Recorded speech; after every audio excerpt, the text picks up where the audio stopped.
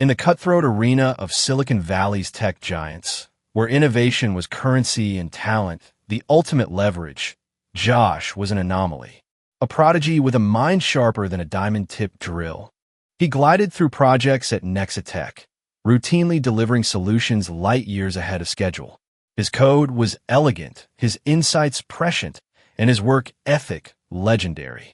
It wasn't long before his brilliance caught the eye of the higher-ups, and a well-deserved promotion saw him ascend to a leadership role, the youngest in the department's history. Everyone, from the seasoned veterans to the fresh-faced interns, admired Josh. His intelligence was matched only by his affable nature. He was the first to lend a hand, the last to leave a problem unsolved, earning him the moniker the department's guardian angel. Everyone, that is, except for Charles. Charles, a peer whose desk sat just a few feet from Josh's, was a different breed. While Josh thrived on collaboration and mutual success, Charles harbored a simmering resentment, a petty jealousy that festered with every compliment Josh received.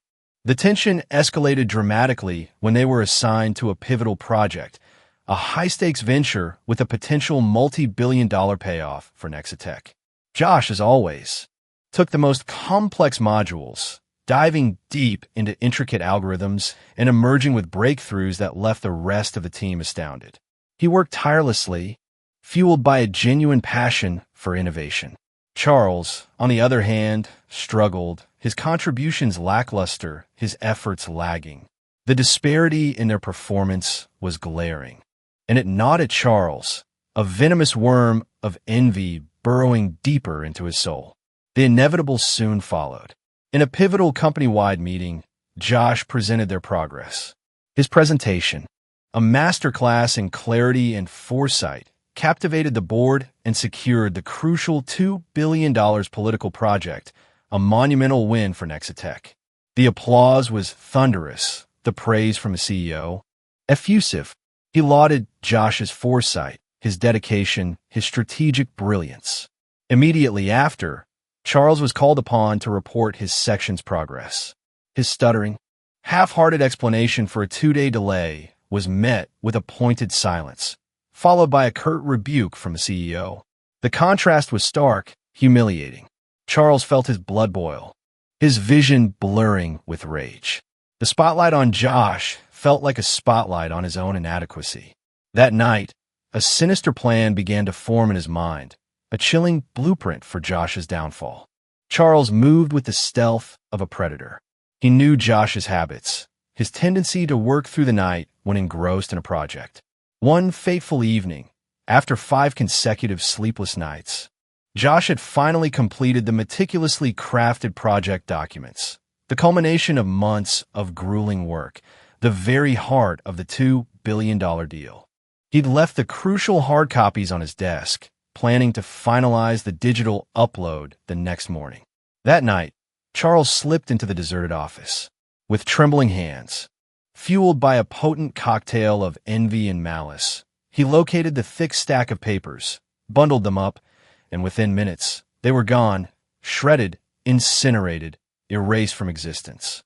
Every diagram, every line of code, every strategic insight, reduced to ashes. The next morning, the air in the office was thick with anticipation. The submission deadline loomed. Josh, arriving early, felt a jolt of panic when his documents were nowhere to be found. He searched frantically, his heart pounding against his ribs like a trapped bird. The more he searched, the colder he grew, a dreadful realization dawning on him.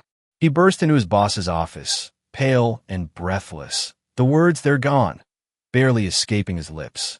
The fury that erupted from the CEO was a force of nature. This wasn't just a delay, it was a catastrophe. A $2 billion project, the largest NexaTech had ever secured, vanished. The company faced monumental losses, its reputation in tatters. Josh, despite his stellar track record, became the scapegoat.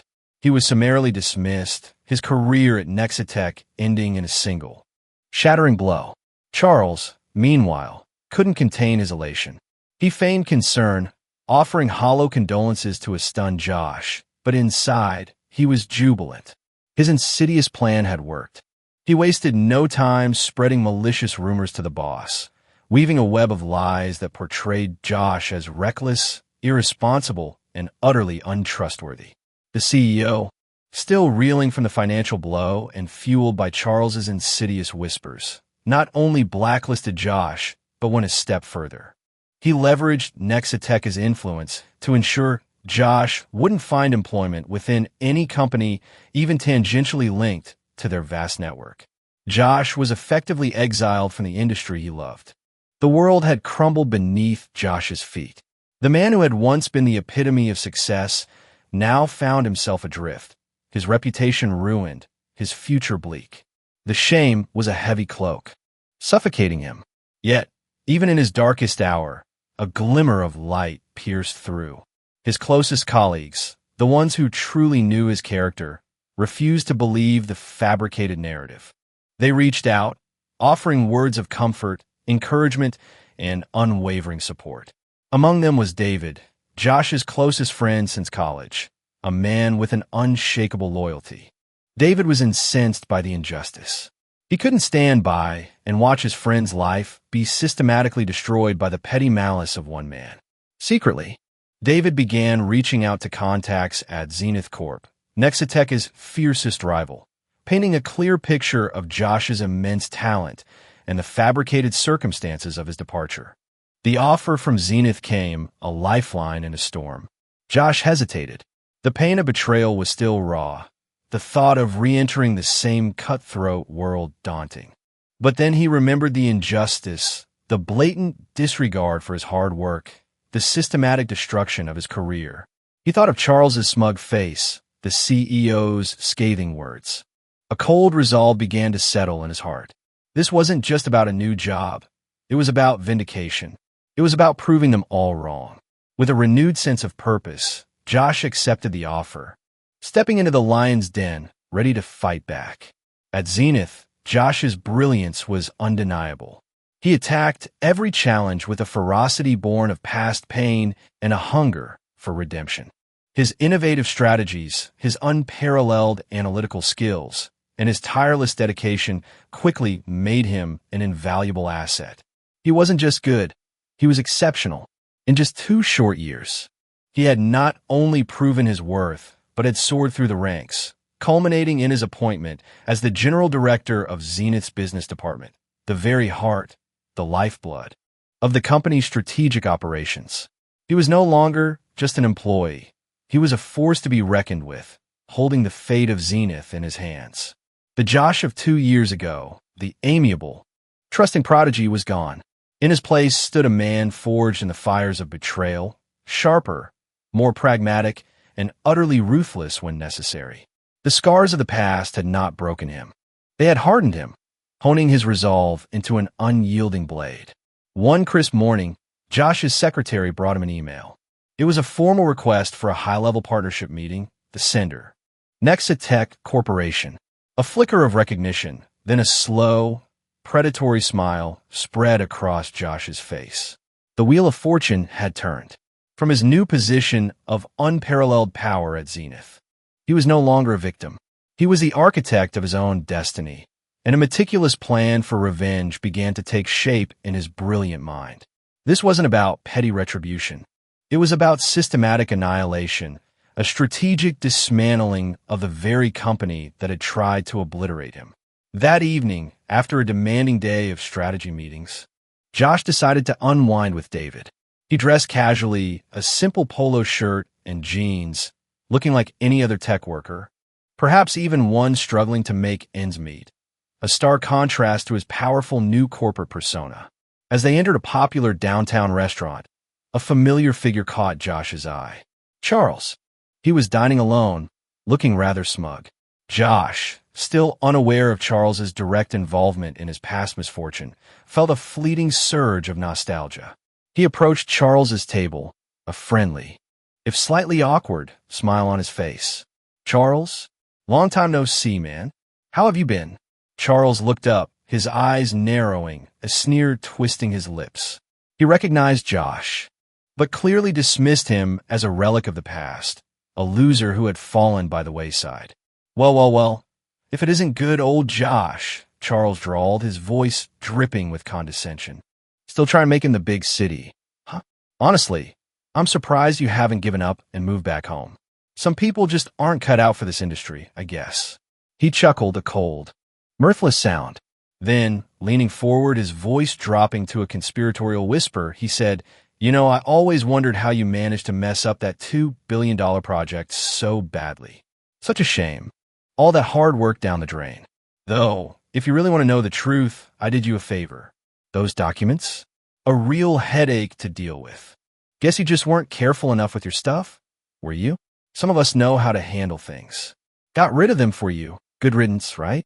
Cleared the path for me to shine."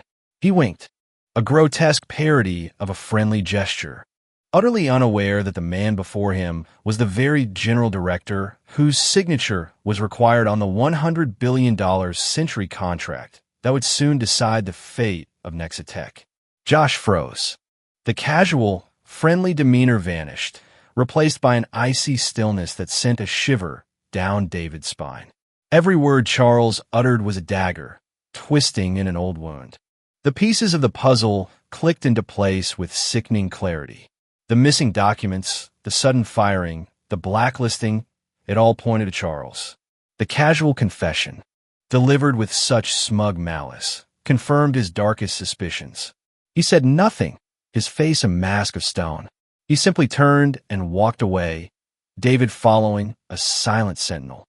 That night, sleep offered no solace. Josh's mind raced, consumed by a cold, righteous fury. The last vestiges of his past kindness evaporated, replaced by a steely resolve. Charles had confessed, sealing his own fate and that of NexaTech. Josh decided then and there that the multi-billion-dollar contract he was currently overseeing at Zenith would not be signed. It would be used to systematically dismantle the company that had harbored such venomous betrayal. He would not just win, he would obliterate them. Days turned into a fever pitch of activity for NexaTech. Charles, brimming with self-importance, had convinced the CEO that the colossal Century contract with Zenith was all but secured. They had blindly rejected other smaller, lucrative deals and had even taken out massive loans, pouring every resource into preparing for this single, epic-making agreement. They were convinced this contract would catapult them to unprecedented heights. The day of the signing arrived, heavy with expectation. Charles, dressed in his most expensive suit, exuded an arrogant confidence. He strode into the opulent meeting room, anticipating a triumphant handshake with Zenith's top brass. But as he stepped across the threshold, his self-satisfied smirk dissolved into a look of utter disbelief, then a horrifying, dawning realization.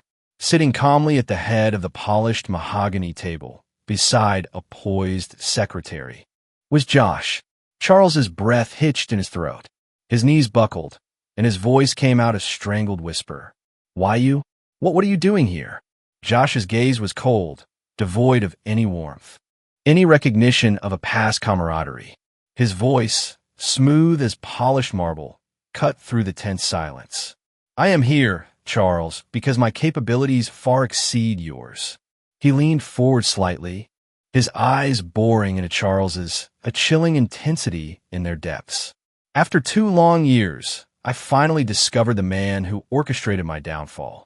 Today, I will ensure that you, and that damn company, face the consequences and are brought to your knees."